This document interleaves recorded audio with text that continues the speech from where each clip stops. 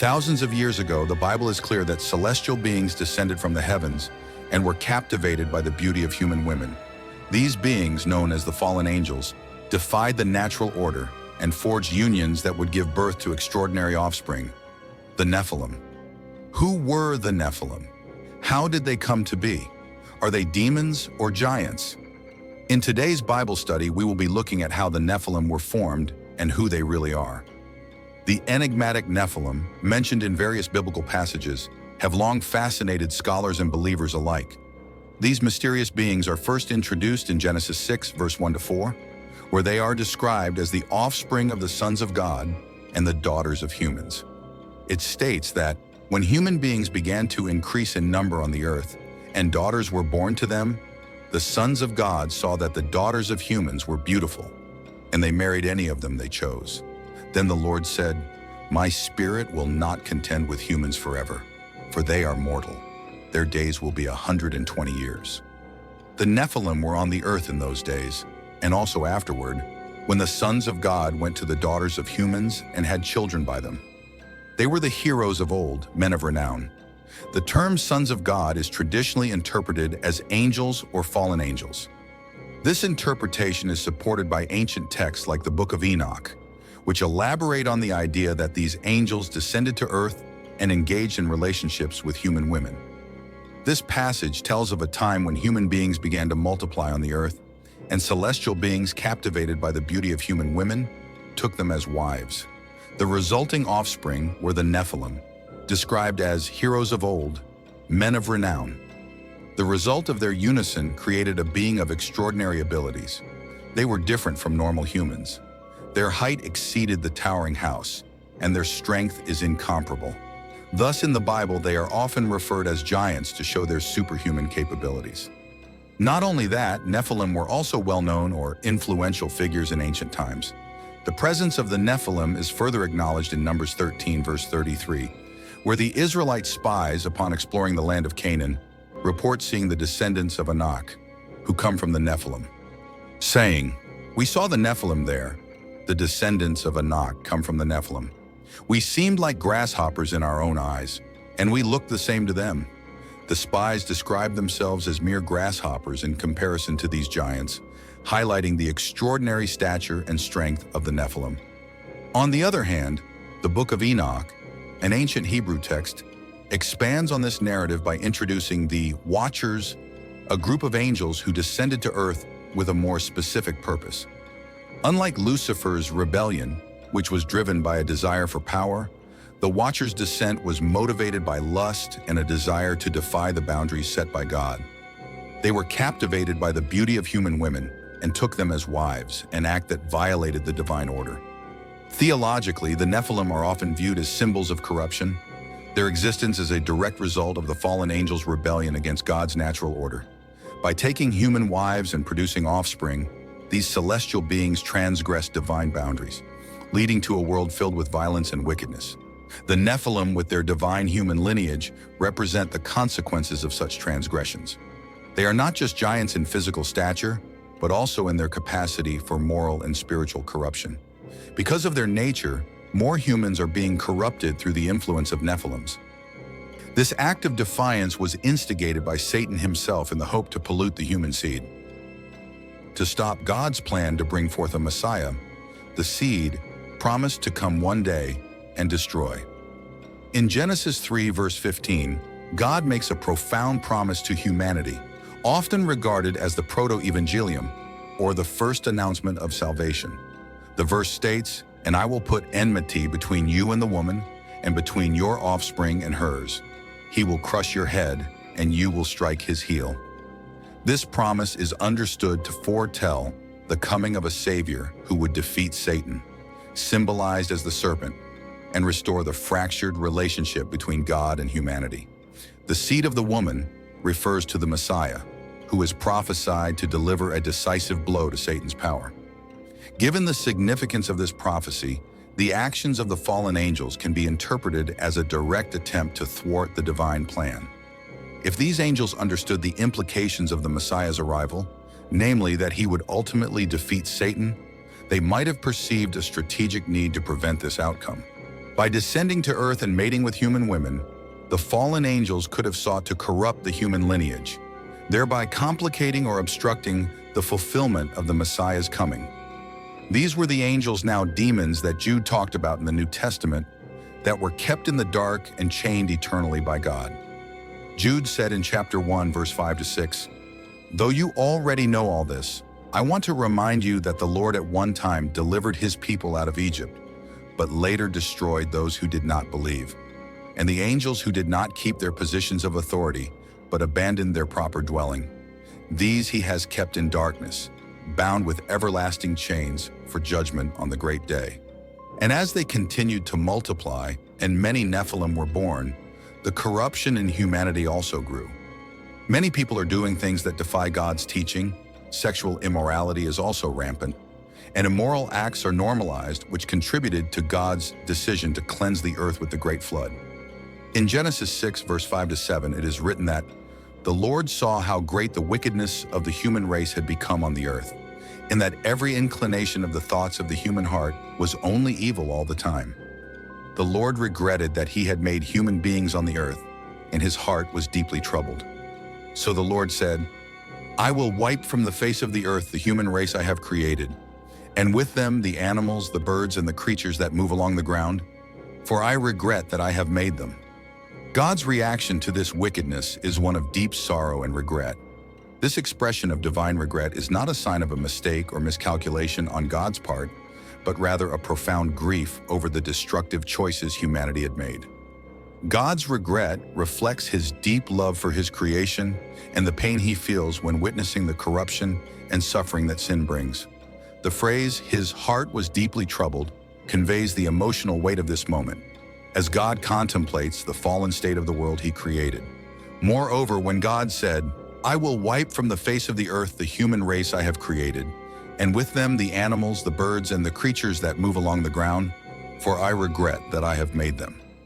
This decision is not taken lightly, but is presented as a necessary act of judgment. The flood is portrayed as a means to cleanse the earth of its corruption and reset the course of creation. However, amidst this narrative of judgment, there is also a message of hope and redemption. Noah and his family are spared from the flood because of their righteousness and faithfulness. The scripture states in Genesis 6, verse 8-9, "But Noah found favor in the eyes of the Lord." This is the account of Noah and his family. Noah was a righteous man, blameless among the people of his time, and he walked faithfully with God. He told Noah in his dream about the great flood. The Lord then said to Noah, "Go into the ark, you and your whole family, because I have found you righteous in this generation." Genesis verse 7. This selective preservation highlights the theme of divine mercy and the possibility of salvation for those who remain faithful to God's commandments. Noah's survival and the subsequent covenant with God symbolize a new beginning for humanity, emphasizing that even in the face of divine judgment, there is room for grace and renewal. After the great flood, Noah and his family started a new era. However, Nephilim or giants also survived according to the scriptures. In some perspective, in the book of Enoch, which was written by Enoch, the great-grandfather of Noah describes the Nephilim as the offspring of the Watchers. According to this text, the Nephilim were not entirely destroyed by the flood. Instead, their spirits, condemned to roam the earth, became evil spirits or demons that continue to plague humanity. However, the canonical Bible, particularly the Genesis account of the flood, does not support the idea that Nephilim or their spirits survived. The flood is portrayed as a comprehensive judgment meant to cleanse the earth of corruption, with Noah, his family, and the creatures on the ark being the sole survivors.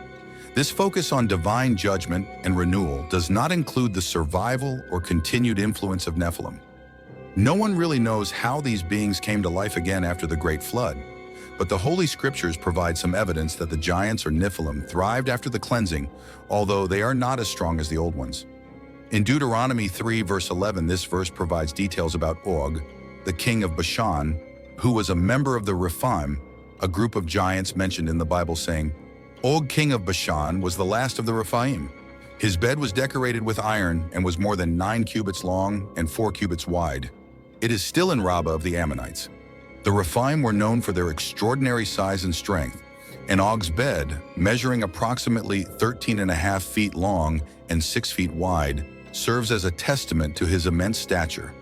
The mention of his iron bedstead, still present in Rabbah of the Ammonites, adds a tangible element to the narrative, suggesting that Og's legacy was well remembered and preserved by subsequent generations. The survival of Og and the Rephaim after the Great Flood raises intriguing questions about the continuity of giant tribes in the biblical narrative.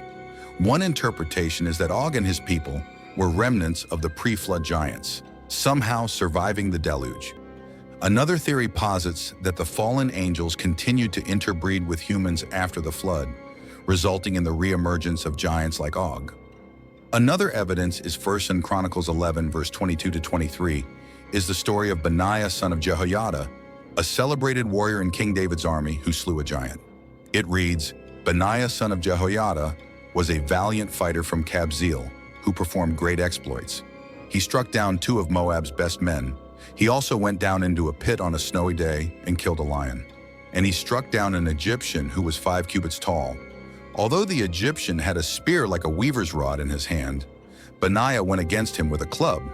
He snatched the spear from the Egyptian's hand and killed him with his own spear. The Egyptian, described as imposing and armed with a spear, appears to have a distinct advantage, height of 7'5". 5 tall, the presence of giants or men of great stature in the biblical text, as illustrated by the Egyptian in 1 Chronicles 11, verse 23, echoes other accounts of giants in the Bible, such as the Nephilim and the Rephaim. These references suggest that encounters with such formidable beings were not uncommon in the ancient world. 1 Chronicles 20, verse 4 provides a gripping account of a key battle between the Israelites and the Philistines, spotlighting the heroism of Sibbecai the Hushathite. The verse recounts, "And it came to pass after this, that there arose war at Gezer with the Philistines, at which time Sibbecai the Hushathite slew Sippai, that was of the children of the giant, and they were subdued." This narrative not only illustrates a crucial military victory, but also reveals the continued presence of the giants in the biblical story, even after the Great Flood.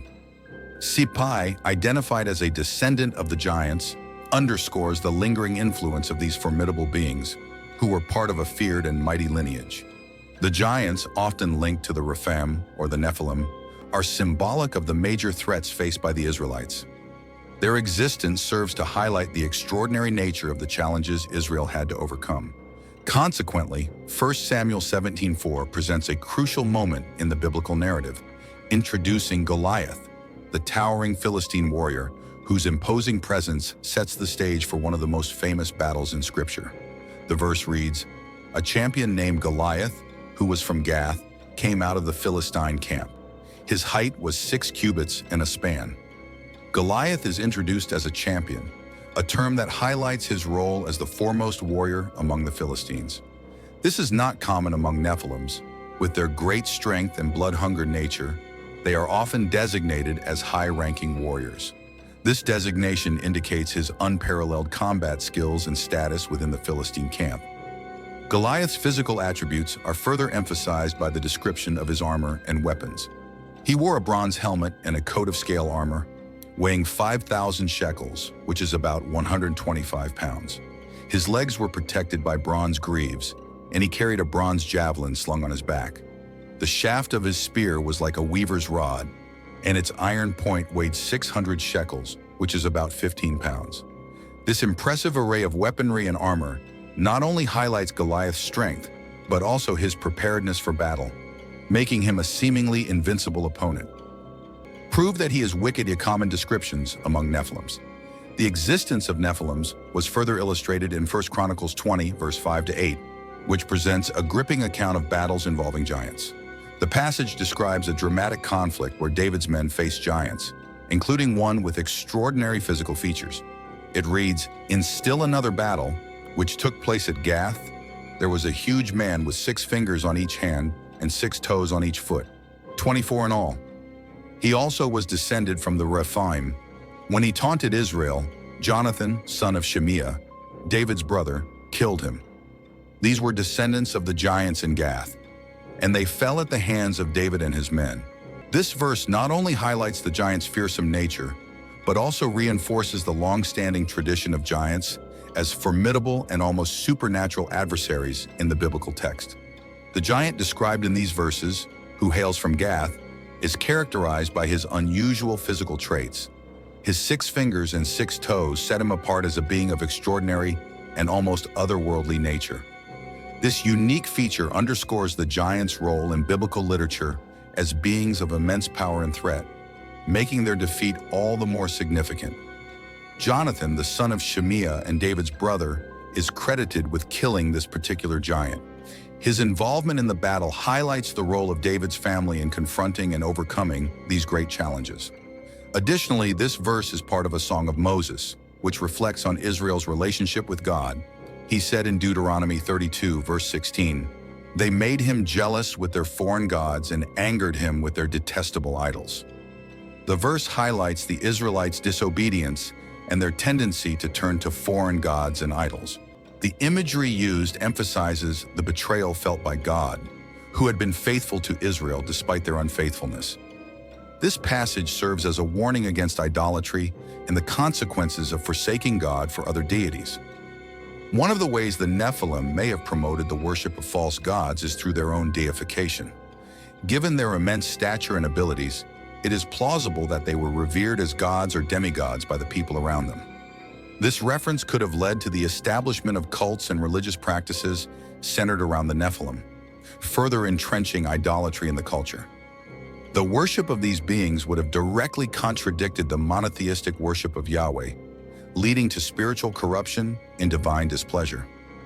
The Nephilim's influence can be seen in the broader context of ancient Near Eastern religions, where giants and demigods often played significant roles.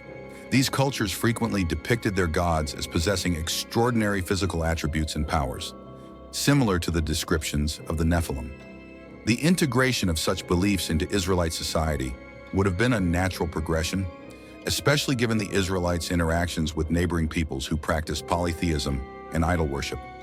The enduring mystery of the Nephilim lies in their dual nature, as both giants of physical stature and symbols of moral corruption. But even though they have immense strength, the army of David, which is also a believer of the Lord, always defeats these giants. These victories can be attributed to a combination of unwavering faith, divine favor, strategic military leadership, psychological resilience, and individual heroism. These elements work together to create a formidable force that could overcome even the most daunting challenges. Their faith and their unwavering trust in God serve as their weapons to overcome the Nephilims that defies the natural order of God. If this video has blessed you in any way, then click that like button, comment your thoughts, and share this video with your Christian WhatsApp and Facebook groups. Thank you.